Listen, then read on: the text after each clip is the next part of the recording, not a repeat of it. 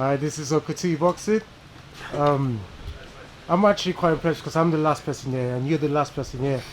You've got to be that. If you're going to have a press event, you've got to be the last person to leave. Well, it's what I expect from one of your rivals, Eddie Hearn. And I had an interview with him. I was impressed with that, and now I'm equally as impressed with you for waiting for me. And I appreciate you Not a problem, spending sir. your time. Appreciate you coming. Thank you. The headliner of this fight, Tony Edwards. He speaks very well, doesn't he? He is a little superstar. You know, I mean, Sonny's story is, very, you know, he's quite an inspiring one actually. He moved up to Sheffield. You know, he took himself out of, his home comfort zone, moved up to Sheffield, set a family life up there, and the only reason he set his family life up there is because that's where he trains and that's where that's where his work is. You know, and he's doing phenomenally well. He knows the game inside out. I mean, you sit down and have a chat with him about boxing, and sometimes you have to go, oh, "All right, mate, all right," because he just knows it inside out. Yeah. And he's a guy that he's a pleasure to spend time with. All the time. Whenever we get together, it's very, very enjoyable, and he can fight. He can fight, and he loves it as well. And I think the move for him to move down to flyweight from superfly, having had such success up at the heavier weight, I think it's a very bold one. But he feels like he'll perform better at the lighter weight. So doing it at 23 is, I think, a very smart move. I think if had he not done it, he might have regretted it.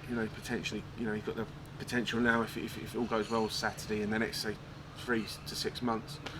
If it all goes well and goes to plan, wins and defends world titles at flyweight and then can move back up again and become a 2-weight world champion. That's the goal, that's the aim, to have longevity as well as, you want initial success, but you want that to continue over a long career.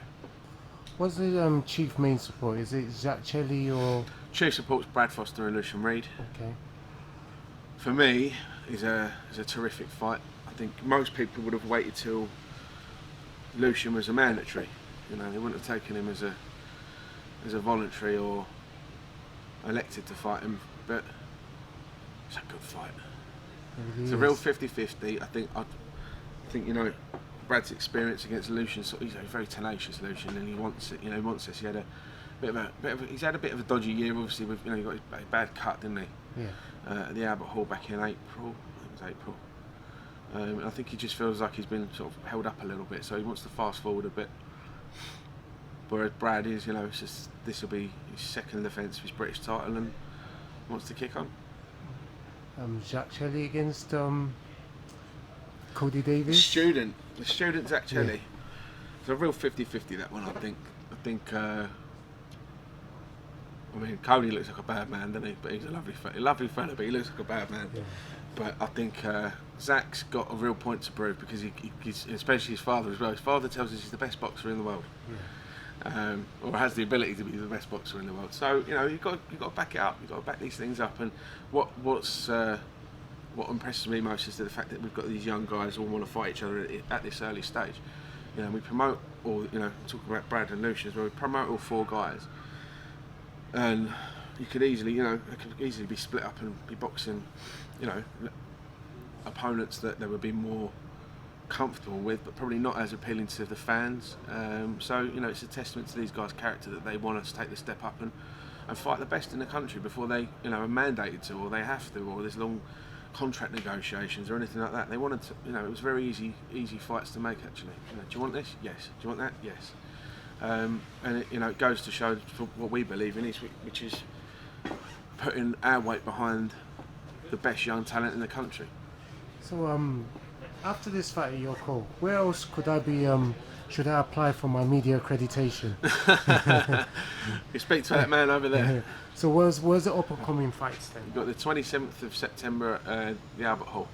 Danny Dubois fight. Yeah. I like a bit of Dubois now. You like a bit of Dubois? No, I really like. He's one of those guys. There's a lot to like of him. He's a big man. He doesn't say much, but he. What he does say, he means. Yeah, what he does, and more importantly, what he does in the ring, he's shown that he's a guy. He's a force to be reckoned with. Did you know his sister won? Yeah, Caroline. Big congratulations to her. Yeah, another medal for the Dubois house. Yes. Yeah. without going too far, but I already think that Dubois is going to win this fight quite easy inside the distance. What is he going to be fighting again after this fight before the end of the year? We shall see. Okay. We shall see. Okay. What other things apart from Royal Herbert Hall? Is there any other? We've got Josh Warrington defending his world title Oh, right, on the yes. 12th of Against October the in French Leeds. guy, Yeah, right? Sofiane Toucouche. Yeah. Yeah, and on there you got Lyndon Arthur, Zelfa Barrett, and Jack Bateson as well. Nicola Adams. Nicola's fighting at the Albert Hall. Oh yeah, she is. Yes, she is. And you know what? There's no point me being here without talking about your other rivals. Matchroom. They've got this show going on with the Logan and things like that. Yeah. If you had the opportunity to take, you wouldn't have taken that fight. Really? It's not boxing. Saudi Arabia as well. Is what it is. Good money though. Good luck to them. Okay. Well, it's all about you guys, and what could we expect from you from next year? Next year, just more of the same. Great fights, great fight nights, big domestic clashes, and just guiding our guys to the best they can be. Okay. Well, Franz, thank you for Thanks your time. very much. Cheers, buddy.